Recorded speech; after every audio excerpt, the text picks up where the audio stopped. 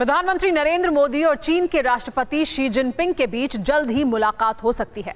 सूत्रों के मुताबिक दोनों नेता उज़्बेकिस्तान में मिल सकते हैं। इस द्विपक्षीय मीटिंग से पहले आज फिर दोनों देशों के कमांडर लेवल की बैठक हुई। एलएसी पर जानी तनाव के बीच 16वें राउंड की बैठक हुई। यह बैठक तब हुई है जब सरहद पर तनाव बढ़ा हुआ है।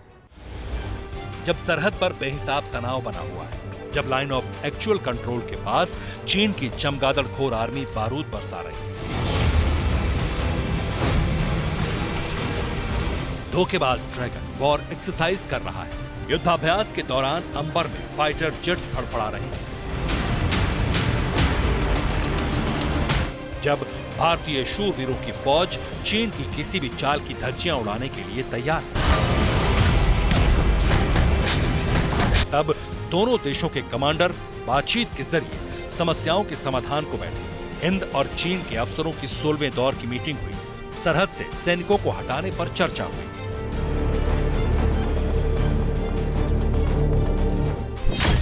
भारत चीन में कमांडर लेवल की बातचीत 4 महीने बाद हुई है। गलवान कांड के बाद 2020 में दोनों देशों के बीच 8 बार बातचीत हुई थी। साल 2021 में टेंशन के बीच भारत चीन के बीच 5 राउंड बात हुई।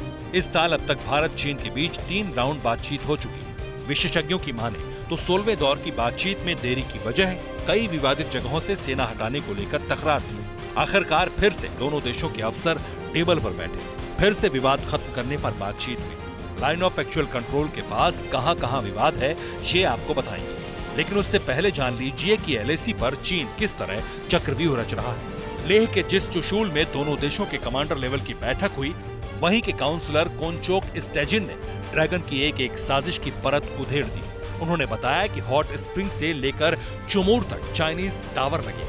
पेंगोंग झील के पास चीन अब दूसरा पुल बना रहा है। एलएसी से सटे इलाकों में रहने वाले लोगों को इस बात का भी डर सता रहा है कि जिस हिसाब से चीन की ओर से टनल, ब्रिज और सड़कें बनाई जा रही हैं, वो भविष्य के लिए बड़ा खतरा बन सकता है, क्योंकि पिछले 2 सालों से लगातार तनाव बना हुआ है।